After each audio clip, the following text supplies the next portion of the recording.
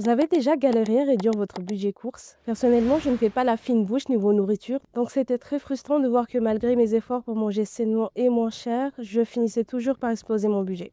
Mais j'ai testé pendant plusieurs mois toutes les méthodes qu'on trouve sur Internet, et ça a payé parce que je me suis créé un système de 7 astuces qui ont divisé mon budget alimentaire par deux. Je suis passée de 70 à 30 euros par semaine maximum.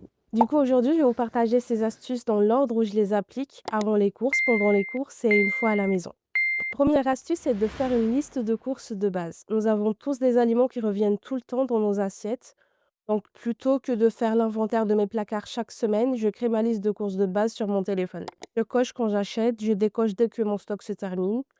J'ai une liste principale et des petites listes prix bas pour chacun des trois magasins que je fréquente. Aldi, Auchan et Grand Frais. Tous à maximum 30 minutes en transport de chez moi ou de mon travail. Mais évidemment, les aliments de ma liste ne suffisent pas à manger sainement et varié pendant toute la semaine, donc je prépare mon menu en fonction des fruits et légumes de saison et des promos pour compléter ce que j'ai déjà à la maison.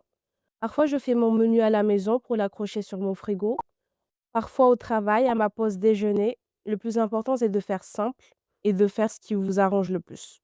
Mais j'essaie toujours d'avoir mon menu déjà prêt le vendredi midi pour pouvoir faire mes courses en sortant du travail. Sinon, je suis obligée d'y aller samedi et là, il ne reste pas toujours les articles en promo. Passons à la dernière règle que je respecte avant d'aller faire mes courses, c'est manger avant d'y aller et toujours garder un repas à manger en rentrant. Ça me permet d'éviter les tentations en achetant au supermarché ce qui n'est pas sur la liste ou de vouloir commander à emporter pour mon retour de course. Je ne sais pas vous, mais j'ai toujours faim en rentrant des courses et aucune envie de cuisiner. Il y a une autre astuce pour respecter mon budget que je fais en entrant dans le magasin, c'est chronométrer le temps que je vais passer à l'intérieur. Alors, je ne me balade pas avec un chrono physique, c'est juste que je me dis mentalement, dans 30 minutes, je passe en caisse ou dans 1 heure, parfois 2 quand j'achète des articles dans les rayons non alimentaires. Ça m'évite de traîner partout, donc de gaspiller du temps. En plus, vu qu'on ne peut pas acheter ce qu'on ne voit pas, bah, ça limite les achats compulsifs. Du coup, dans la même idée, pour éviter d'acheter ce qui n'est pas sur ma liste, j'applique l'astuce numéro 5.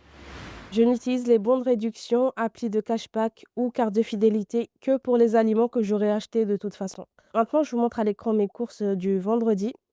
J'en ai eu pour 24,90 € à Auchan, dont 10 € payés avec la cagnotte de ma carte de fidélité et 4,73 € à Aldi parce que je n'ai pas trouvé tout ce que je voulais à Auchan. Par exemple, j'ai cherché une boîte de 12 œufs plein air qui coûte 3,09 € avec une petite réduction de 5 dans la cagnotte, mais le rayon était complètement vide. Du coup, j'ai dû aller à Aldi le week-end, sauf que là-bas non plus, je n'en ai pas trouvé. Alors j'ai dû me rabattre sur ce qui restait, la petite boîte de 6 œufs bio à 2,09 €. Normalement, les 12 œufs plein air à Aldi sont à 2,65 €, donc moins cher qu'à Auchan, mais ils sont très souvent en rupture de stock. Je préfère payer plus cher à Auchan et être sûre d'avoir ce que je veux. Sauf que cette fois-ci, rien n'a marché comme prévu. Pour les brocolis, j'avais prévu de prendre le paquet de 900 grammes crus à 2,13 €, mais il n'y en avait plus en rayon. Donc j'ai dû prendre le plus petit paquet de brocolis cuits qui coûte beaucoup plus cher au kilo, bien sûr. Donc oui, je fais tout pour économiser et avoir le meilleur rapport qualité-prix, mais jamais au détriment de mon temps. D'ailleurs, en parlant de temps, une fois à la maison, je fais aussi tout pour l'optimiser. D'abord, je cuisine en fonction de mon rythme. J'ai testé le batch cooking en cuisinant le dimanche pour toute la semaine, mais à chaque fois, ça a été un échec. Pour des recettes censées prendre 3 heures, je passais plus de 6 heures en cuisine. Et à la fin, j'étais tellement épuisée que je n'avais même plus d'appétit. J'ai aussi testé de cuisiner 3 à 4 jours dans la semaine en préparant un plat en plus à chaque fois. Mais ça non plus, ça n'a pas marché. J'aime cuisiner, mais pas aussi souvent en fait. C'est la dernière chose que j'ai envie de faire en rentrant du travail. Du coup, je me suis créé mon propre planning. Je cuisine 2 à 3 plats le dimanche, puis une fois dans la semaine quand j'en ai envie, toujours avec des portions supplémentaires. Et pour éviter le gaspillage, je congèle systématiquement mes repas en plus et ceux à manger en fin de semaine. Là, avec mes courses, j'ai prévu pour le petit déjeuner des mini quiches sans pâtes que je prendrai avec un thé et une pomme. J'ai aussi des yaourts avec des fruits surgelés et du miel. Parfois, j'ajoute une cuillère à soupe de flocons d'avoine. Pour le déjeuner, poulet au curry rouge avec riz et brocoli et un dalle de pois cassés carottes avec du riz. Pour le dîner, raviolis au poulet avec une soupe de tomates et un bouillon que j'ai préparé à base de bouillon de poulet maison. J'ai utilisé la carcasse du poulet, ou 2 pâtes brocoli et un œuf mollet ou un pilon. Les bananes, je vais les garder comme goûter à manger, dans l'après-midi ou quand j'ai faim. Il y a aussi des ingrédients en plus que j'ai utilisés sans les acheter cette semaine, comme l'huile d'olive, l'ail ou le lait de coco.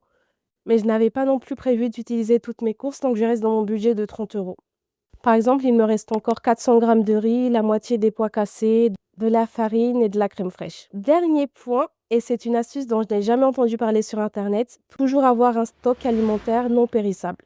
Souvent, on dépense plus parce qu'on se dit: «Je n'ai plus rien à la maison», mais j'ai remarqué qu'en ayant toujours un mois de courses, chez moi, je n'ai plus ce genre de pulsion pour passer au supermarché en rentrant du travail. Mon stock, c'est de la farine, des pâtes, du thon en conserve, des sardines, des légumes en conserve. Bref, de quoi faire des repas complets pendant un mois, sans avoir à m'inquiéter que ça va bientôt, périmer et cetera. J'aimerais bien stocker pour 3 mois et anticiper une éventuelle pénurie alimentaire, mais je n'ai pas assez de place à la maison. En fait, mon budget courses est de 200 € par mois, mais comme je dépense environ 150 €, j'utilise les 50 € restants pour constituer mon stock alimentaire et m'offrir un resto de temps en temps. Maintenant, vous avez les 7 astuces budget courses. Je vous affiche un petit récap à l'écran, mais peut-être que ce qui vous intéresse le plus, c'est de réduire votre budget logement. Parce qu'honnêtement, avec mon faible salaire, si je n'avais pas eu un loyer abordable, je n'aurais de toute façon jamais eu de budget suffisant pour manger sain et équilibré. C'est pour ça que j'ai fait une vidéo complète sur comment j'ai obtenu mon logement social. Si ça vous intéresse, elle s'affiche à l'écran. Merci beaucoup d'être resté jusqu'à la fin. À très bientôt. Bye!